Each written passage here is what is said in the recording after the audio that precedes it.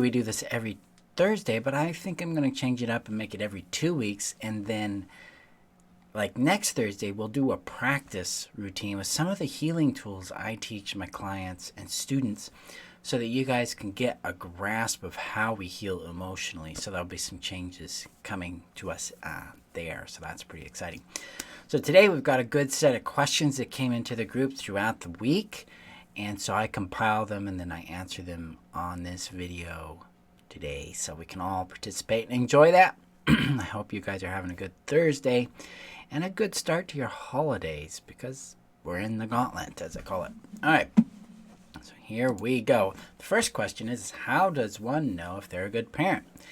Generally, being a parent myself of a teenage boy and a soon-to-be teenage girl, I tend to take it based on how happy my children are and how well they feel about themselves, how empowered they are with their life, how well I'm showing up for their emotional, physical, mental needs, how much space I'm making for them, generally how they feel. Now, I know in narcissistic dynamics, you're going to have the other parent poisoning the well, per se. So sometimes a child's feedback about what's going on may not be accurate to anything. It could be, obviously highly influenced by what the other parent is saying and claiming that you be, do, or have. So it's important for us to be really realistic about what's going on there so that we can be, objective about what's going on. But generally, when it comes to parenting, how well are they doing in their general life? How happy are they? How do they feel about themselves? How do they feel about you? How do they feel about their life, their capability? How well are we showing up for their emotional needs, holding space for them, things like that? That's generally what I look at in my own parenting, and that seems to be working well for my kids because they feel free to speak up about things that concern them. They're very upfront about their concerns, saying yes, saying no, and being present with what's going on. So that's how I would approach that. All right. Second question we've got is, how can I stop feeling inadequate when still being in a situation with a narcissist? Well, the problem with this idea of stopping the feeling of inadequacy, this might get a little complex. So here we go. In the narcissistic codependent dynamic, or largely in relationships, especially if we come from a relationship where we do not feel empowered in who we are, we don't have a really strong sense of self, we are going to absorb value and identity and purpose. We're going to absorb the 3 V's, value, voice, and vision, from the other person and incorporate it into ourselves. And so if we're in a relationship with someone who's a narcissist, an abuser, a toxic person, we're going to be absorbing their criticisms. And that's going to lead us to conclude that we're inadequate, which will produce the sensation of being inadequate. So how do we stop feeling inadequate? Is to stop absorbing and start observing the narcissist. But it's also to retrieve your value from what's called utility-based or transactionalism in relationships. You're a human being, not a utility. What you do does not define your value when it comes to personal relationships. Who you are is your value. Your value is not something you judge or define. So when we start looking at this idea of inadequacy or not being enough, we're looking at a judgment around our value. A judgment that says, one, my value is measurable and it's coming up short. Hi, Laura. And two, my value is different, so thus inadequate, and I am absorbing the judgment of another human being as law, right? I'm giving them all this authority over me to determine my value and worth, which none of it is real. Because unless they can live eternally, create planets, resurrect people, they're just a human being. They put their pants on the same way you do.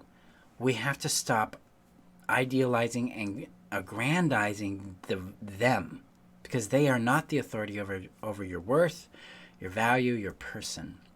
So we have to retrieve our authority back from that. This is a mental game and then an emotional experience where we separate our value from other people.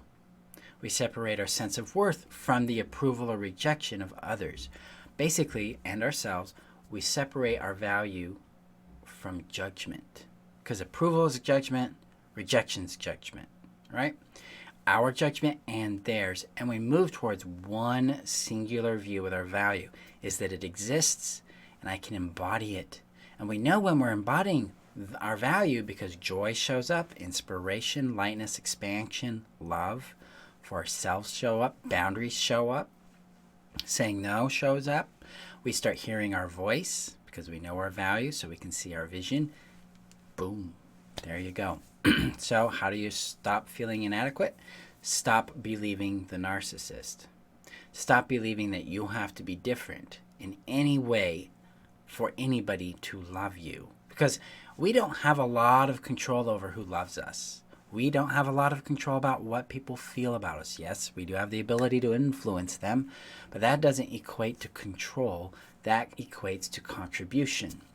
Now, if I'm showing up in my value, I'm showing up as who I genuinely am, and people reject me, I win. They win, because now we know where we fit. Really important concept about rejection there. We don't have to play this game of proving ourselves anymore. We get to play being ourselves, and then people will like us and people won't, and that's okay. None of it has to be fixed. None of it has to be earned. That's the big picture there. To localize that, you can begin to honor the feeling, the experience of being inadequate. It's like, wow, I feel inadequate. What is that sensation? And generally, you're going to find that it's not a sense of inadequacy. It's a sense of sadness or disappointment and judgment. And what happens if we let that judgment go? What happens when we release this assumption that we're inadequate because so-and-so isn't happy?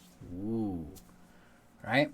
And I'm unless they're a person that is in my primary circle of relationship, like my children, or someone that someone either I'm dating or I'm married to, that kind of thing, or a personal like BFF or a close family relationship, I generally am going to dismiss most people's judgments because it's not important. It's a really important thing to understand that you have the right to determine what to do with someone else's judgment of you. That puts you in your power. So there you go. Play with that. One thing we can do to release on those sensations of inadequacy is play with the Sedona method a bit. It would come out like this. If I could, would I allow this sense of inadequacy? Would I release or let go of this sense of inadequacy now? So I'll restate it so it's clear. If I could, would I let go of this sense of inadequacy now? And if I could do that, when would I do that? We can go from an acceptance point of view. If I could, would I accept that I feel inadequate and love and accept myself just as I am anyway? And if I could do that, when would I do that? So that's some cognitive interventions you can do there. You can also apply the flow method. I understand that I feel inadequate. I accept that I feel inadequate. I allow myself to feel inadequate. I accept that it's okay to be inadequate, or I understand it's okay to be inadequate. I accept that it's okay to be inadequate, and I allow myself to be inadequate. You take it even deeper. I understand that I feel inadequate, and I'll love myself anyway. I accept that I feel inadequate, and I'll love myself anyway. And I allow myself to feel inadequate and love myself anyway. Boom. So you get some motion there. You could apply a little different with the cage in the flow method. It'd be something like, if I could, or it would be, I have the assumption I'm inadequate. It would go like this. I understand that I have the assumption I'm inadequate.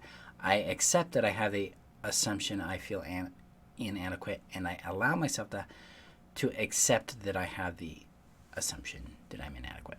we can play with this in a lot of ways. We don't have to hold on to inadequacy. It's not a truth. It's not reality. What we feel, guys, our feelings are not truth. They're not reality. They're not facts. They're feelings. So stop treating them like they're something that they're not.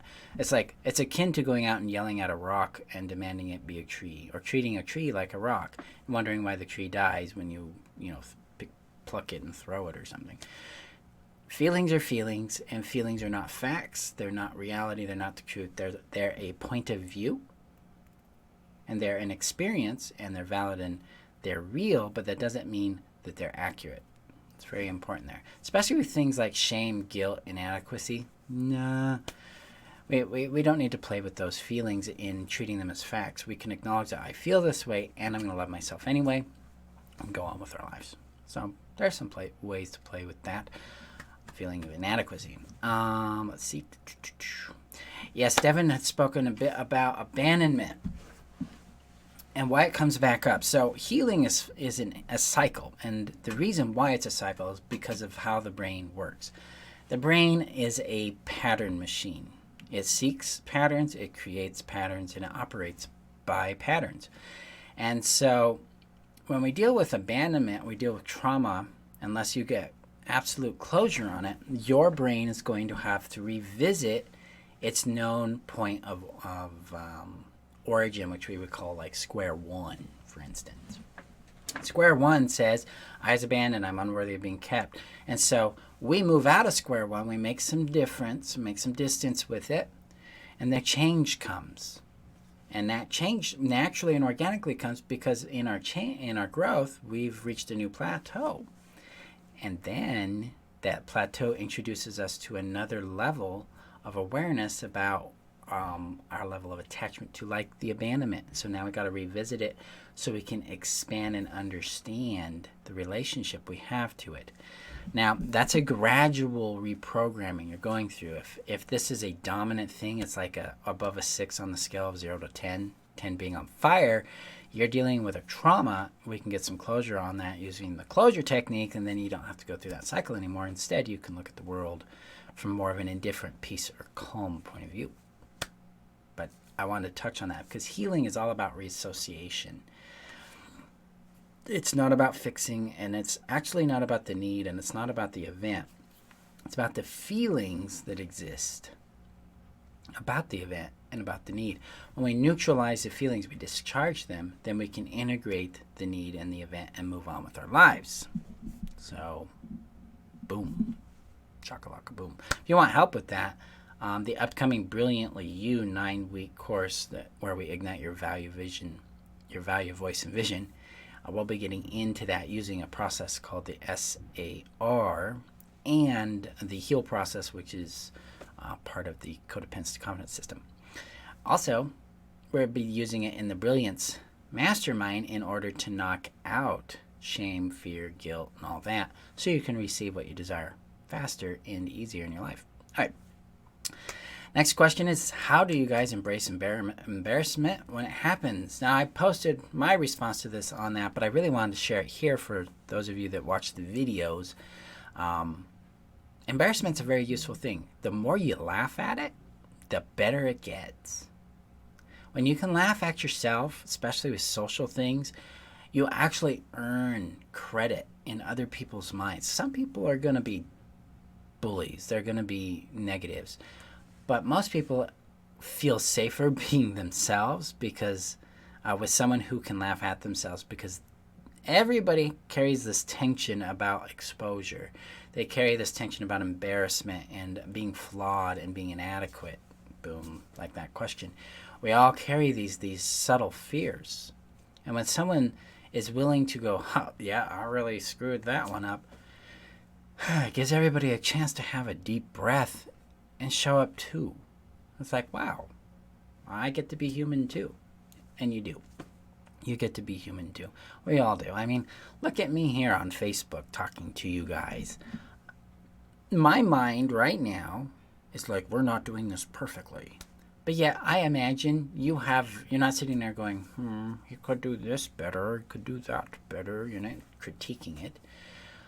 You're just like, yeah, Well, I get that, I see that. Or like, nah, that doesn't make any sense to me. Whatever it might be that's going on. That's the beauty of it.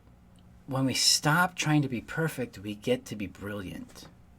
And I think that's a really, really important message for you, for me, for you guys, because frankly, we all really wrestle with this, don't we? We really face it. It's part of coming from codependency. We've been made to question our own validity as a person. Do we even exist? Do we have a right to exist? Do we have a right to take up space? The fundamentals that are attacked in that. Well, here we are. We get to have mistakes. So what? Rejection's inevitable. Criticism's inevitable. When we stop caring about it, then we can be free to be our brilliance. Because some people aren't going to like your brilliance. Some people don't like mine. I get email from people who are like, you don't know what you're talking about. I get feedback that people think are like, hey, Marshall, you're this or that. I'm like, cool, great. You got your judgments. But then I have people who are like, your work is changing my life. Thank you for doing what you do. So we're going to get both. That's okay. Because guess what? Neither of them actually fundamentally matter to your value, to your brilliance, to what you're here to create. It all has to do with you being aligned with you through love so that you can know, be, do, and have your value, voice, and vision. That's the whole goal here. That's what I'm about. That's why I do this. That's why I also take a very different approach with codependency. That's why the group is managed a little different than others. That's why I'm a big promoter of the things I do, because I want you guys to succeed. And I know you can, and I know you will, because it's built into you. You've literally succeeded in navigating one of the most complex and crazy-making experiences humans can have, and that is an unreliable, chaotic connection to another person. And you're here, and you're looking to grow. That speaks volumes about your character and about who you are, about your brilliance, about your tenacity. I'm a huge, I don't know if fan's the right word, more like obsession, with the Alien and Aliens movie. And in those stories, Ellen Ripley is the protagonist. She's the main character. Her courage, her tenacity to face that demon, face the creature and survive it, that's a big deal. We have faced similar darkness and gotten through it. We are brilliant. Let's own it. Okay? Let's be it. Because that's really what this is all about. You don't have to be stuck in your codependency anymore. You don't have to be stuck in fear. You don't have to be stuck in poverty. You don't have to be stuck in emptiness or loneliness. You can have the love you want. You can have the prosperity you desire. You can have the purpose that you seek. You've just got to tune into your value, your voice, and your vision. Boom. So if you want help with that, just reach out to me, because that's what I do. Otherwise, guys, thank you for your questions. Keep asking them in the group. Keep supporting each other like you are. Thank you for allowing me to contribute to your world. Thank you for your feedback and what impact I'm making in your life, because I need to know that. I need to know it so I know I'm going in the right direction, that the work I'm doing is contributing to you in the way that matters to me, because I want effectiveness, connection, and I want most of all for you to have success. That's really, really important to me. So appreciate you guys again. Thank you for showing up, and get out there and be brilliant, because you live from the fact that you're worth knowing, loving, and keeping. Tomorrow we'll have Marshall's Minute, and if you guys have any questions, continue to ask them. I will answer them in next week's Q&A. 2 weeks actually, because next week we're going to do some of those practice tests with like the flow method, the Sedona method, holding space, things like that. So you guys can have some real fundamental experience with tools that actually work, especially if you're skeptical, because I welcome skeptics. Bring the skepticism, because results are what speak for themselves, and the tools you'll learn through me work because they do. So, okay, guys, I appreciate you, and I will see you guys next week. Well, tomorrow for Marshall's Minute, and then next Tuesday for next class. Bye-bye, guys. Have a good night. Bye-bye.